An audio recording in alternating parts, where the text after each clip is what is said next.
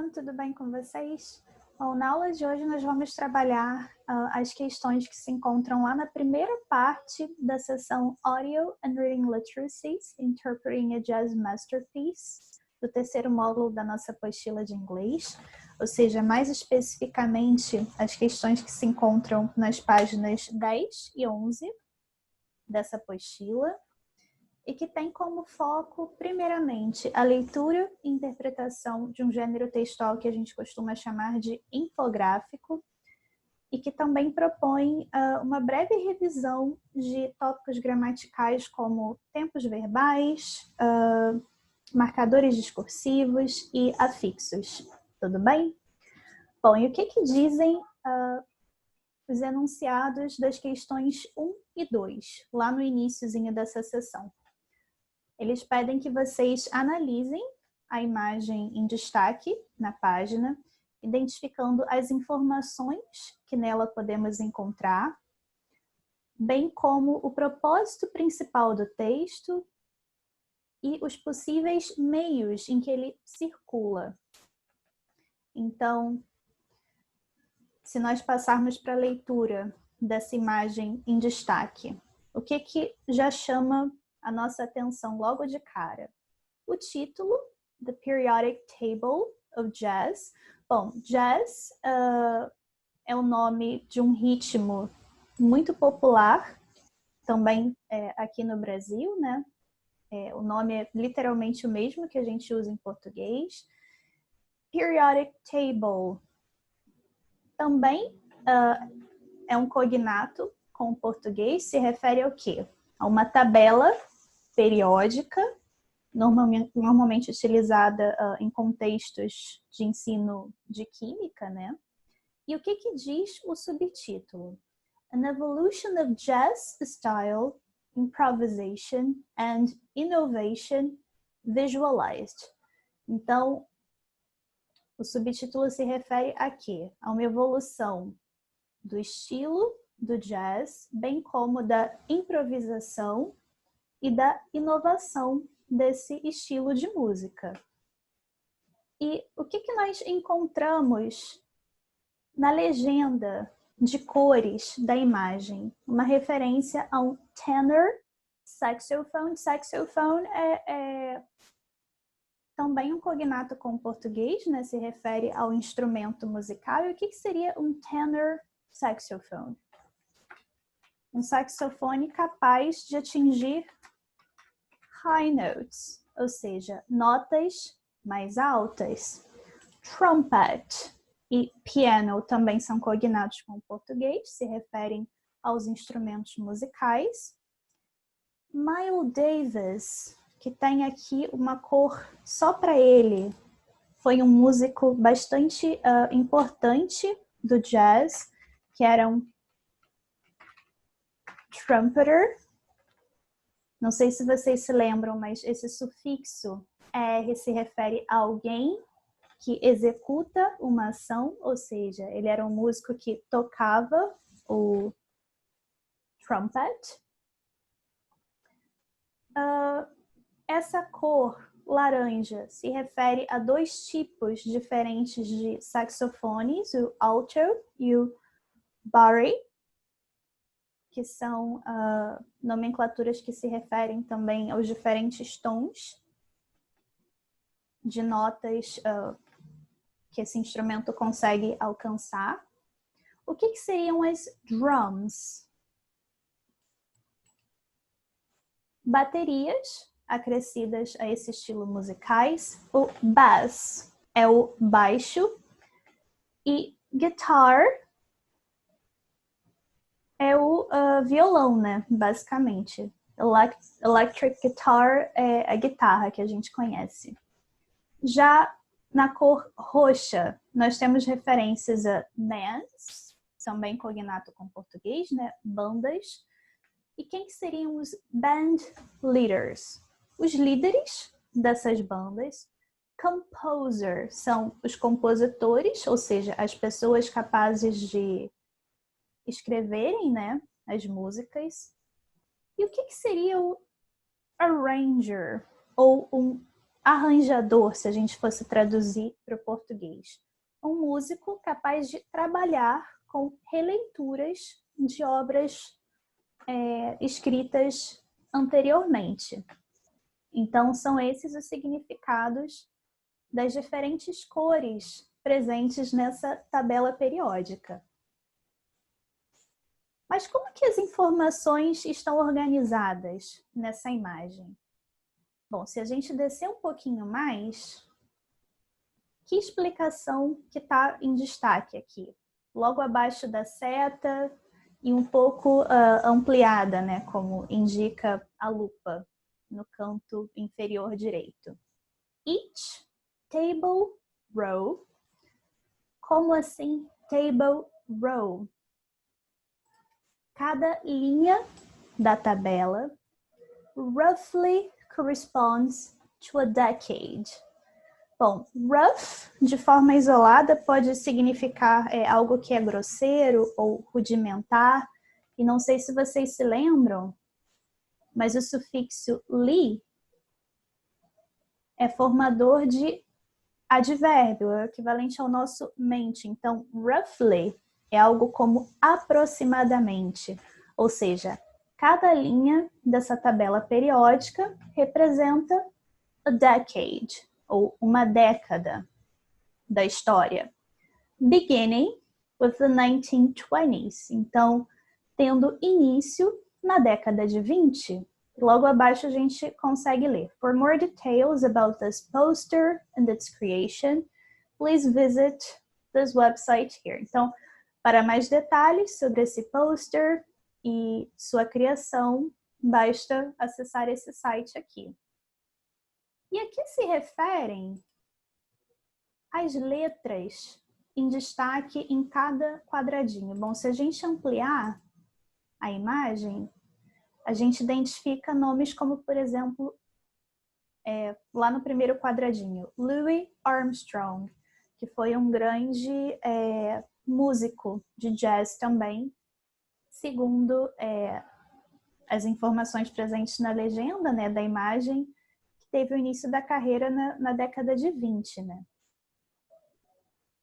E a letra L em destaque é a letra inicial do nome desse músico.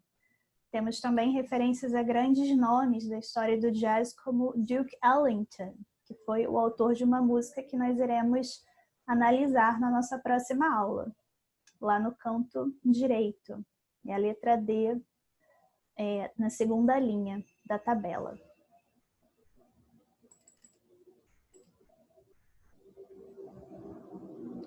Bom, e portanto, qual que é o propósito principal do texto?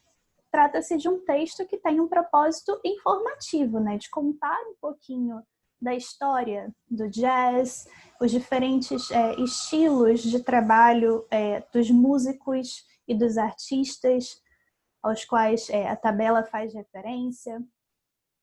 Ele também trata dos principais instrumentos musicais de trabalho de cada um desses artistas. E tudo isso, evidentemente, dividido por décadas, né? Já a questão número 4 perguntava como que vocês classificariam o texto que vocês acabaram de ler e em qual medida o layout desse texto, ou seja, a forma como ele é composto, assemelha-se com os de outros gêneros textuais e que efeito que isto pode ter em possíveis interlocutores. Bom, num primeiro momento, se a gente bate o olho nesse texto, ele nos lembra de uma tabela periódica, que costuma conter o quê? Elementos da área de química, né? Mas essa é uma tabela periódica diferente, uma vez que ela faz referência à história do jazz. Portanto, existe uma intertextualidade com a tabela periódica original, mas propondo uma releitura dela.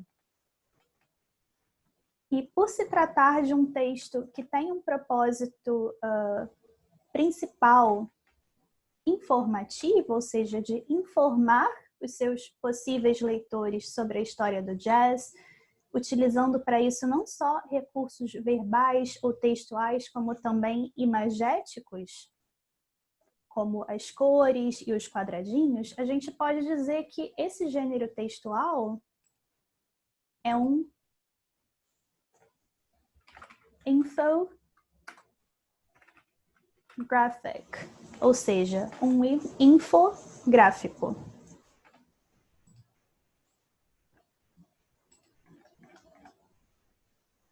Já a questão número 5 dizia o seguinte: leia os parágrafos abaixo, escritos pelo autor da Periodic Table of Jazz, e identifique o que o inspirou e o motivou em sua elaboração. Então, o que diz o título desse pequeno texto? How did the Periodic Table of Jazz come into being? Então, já sabemos que se trata de uma interrogativa, né? Como indica o ponto de interrogação e também o verbo auxiliar did, passado de do, e uma interrogativa que pergunta o quê? Como que essa tabela periódica do jazz foi criada, né? Esse coming to being é algo como que ela veio à tona, como que ela foi criada. E aí, já no primeiro parágrafo do texto, o autor começa a se apresentar, quando ele diz: Many people know me as not just a performer, but also as an educator. Então, um recurso discursivo aqui que chama a nossa atenção, um marcador discursivo muito importante é o not just, but also, sendo que o not just também pode ser substituído por not only. Para que ele é utilizado? Para dizer que o autor desse texto não é só um performer, ou seja, alguém que é capaz de interpretar músicas, né, performar diferentes tipos de música, mas também um educador. E logo a seguir ele afirma: And quite often, então com certa frequência, ou frequentemente, I can be found teaching jazz history. Percebam que nessa sentença seguinte, a gente tem um verbo modal, o can, que indica o quê? Uma possibilidade. Então, ele diz que com uma certa frequência, ele pode ser encontrado ensinando sobre a história do jazz. Mas logo a seguir ele afirma, but in my leisure. Então, temos aqui uma ideia de contraste com o que foi dito até agora. E por que o but vem no início da sentença? Porque se trata de um texto que faz uso de um registro mais informal. Por isso que ele não inicia essa sentença com um however, por exemplo, que é um pouquinho mais formal que o but. Então ele afirma, porém, contudo, todavia, no meu tempo livre, ou no meu tempo de descanso, I'm a big fan of science fiction films and literature. Então, ele é um grande fã de ficção científica e literatura, outros dois cognatos com português. E aí ele diz, and it seemed like,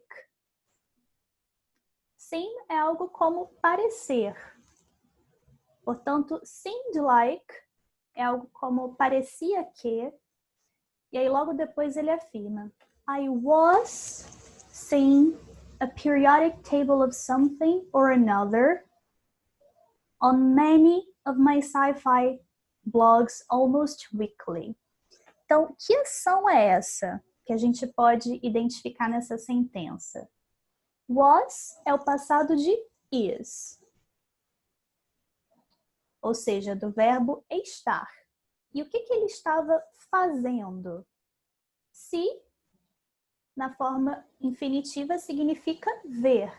Se a gente acrescenta o ing a esse verbo principal, a gente faz referência a uma ação contínua ou em progresso no passado. Então, como que ficaria a tradução? Eu estava vendo uma tabela periódica de algo ou sobre outro assunto em vários dos blogs de ficção científica. E com que frequência que isso acontecia? Quando ele diz almost weekly. Esse almost significa quase. Week, isoladamente, é semana. E, novamente, nós identificamos aqui o sufixo "li", formador de advérbios. Então, quase que semanalmente, ele se deparava com esse tipo de texto. E aí, logo a seguir, ele afirma a couple, ou seja, dois tipos, né? Ou uma dupla, that recently caught my eye. Qual que é o significado de caught my eye? Caught é o passado de catch, que isoladamente significa algo como pegar. Portanto, to catch one's eye significa o quê? Chamar a atenção de alguém. E caught é a forma passada desse verbo. Então, é uma dupla de textos que recentemente chamou a minha atenção. E logo a seguir ele diz were, passado de are. Então, foram o quê? The periodic table of the Empire Strikes Back and the periodic table of sci-fi film and television. Então, duas releituras da tabela periódica falando de um filme de Star Wars e outro sobre ficção científica e televisão. E o que ele afirma no parágrafo seguinte, quando ele diz I saw those two links and thought to myself. Então, temos duas ações aqui que se referem a que tempos? Presente, passado ou futuro? Bom, no caso, só é o passado do verbo see, ver, e thought, por sua vez, é o passado do verbo think, ou seja, pensar. Então, ele viu esses dois links e pensou para si mesmo. Daí o pronome reflexivo myself. I may not be much of an artist, but I bet I could make one of those for Jess. Então, percebam que nessa citação que ele faz ao próprio pensamento dele, nós podemos identificar dois verbos modais. O may, que indica uma possibilidade, é como se ele dissesse, eu posso até não ser lá um artista, but, porém, I bet, eu aposto, o quê? Quando ele diz, I could make one of those for Jess. Aqui ele fala de uma possibilidade hipotética. Eu aposto que eu conseguiria fazer uma dessas tabelas periódicas sobre o jazz. E logo a seguir ele afirma, I've been teaching jazz history for 10 years. Então, há quanto tempo que ele tem ensinado a história do jazz? Por 10 anos. E logo depois ele afirma, and studying it my whole life. Então, por quanto tempo ele tem estudado? Por toda a sua vida. E a que conclusão que ele chega? Logo a seguir. I can do this. Então, eu posso fazer isso. Depois ele afirma. I did some searching. Então, ele fez uma breve pesquisa to see if anyone had already done it. Então, para ver se alguém já tinha feito isso. And if no results found, I decided to begin my endeavor. Então, quando ele viu que não havia nenhum texto publicado nesse formato de tabela periódica do jazz, o que ele decidiu fazer? Começar a sua empreitada. Foram essas as motivações dele. Então, ele havia lido outros textos, especialmente voltados para a história da ficção científica, né? Traçando essa intertextualidade com a tabela periódica, então ele decidiu criar sua própria versão sobre a história do jazz, uma vez que ele tem uma formação em música para isso, ok? So, folks, that's all for today. Se tiverem alguma dúvida, me avisem nos comentários. See you next class.